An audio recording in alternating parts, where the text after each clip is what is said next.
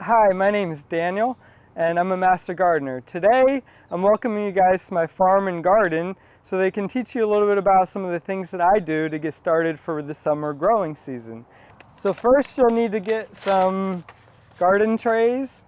Anything like this would work to go ahead and start your seeds in.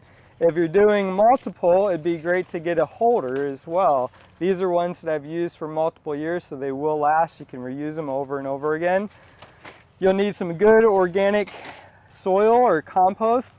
This is something that you can get from any of your local stores. I know Rexius carries some very good soil. Lane Forest product also has some very good soil, but you want a mix of sand, salt, clay, and organic material. Then I start by filling the trays. So I'll usually just take both hands and load it up with soil.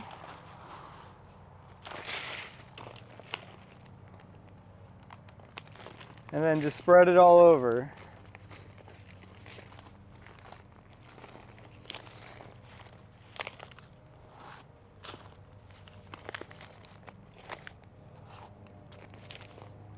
After you have it spread over, I usually shake it a little bit just to let it settle down in there. Get it nice and flat. And then you'll start making your holes for the seeds.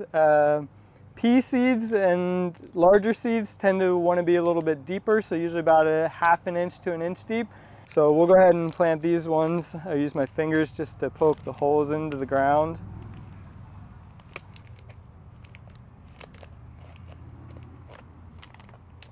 And then the seeds I'm going to be using today, I got from High Mowing Seeds, so you can purchase large quantities of their seeds.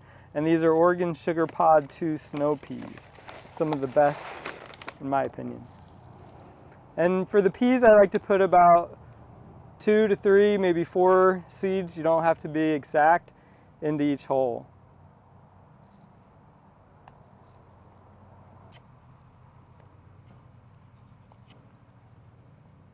And it's really important if you plan on saving your seeds for next year to go ahead and label them. These peas, you can save the seeds, they're open pollinated, they'll germinate year after year.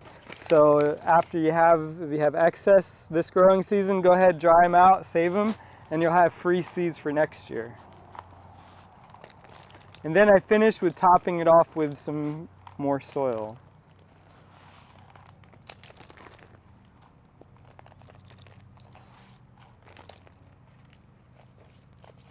So and the last thing that you want to do is go ahead and water this. As soon as you plant it, give it a real good soaking. Let the water get in and really saturate the entire soil. If the soil is dry, you might want to water them 2 or 3 times, but the seeds have to absorb all of that moisture in order for them to germinate. So it's perfect. So that's how you plant some seeds. Thanks for joining me.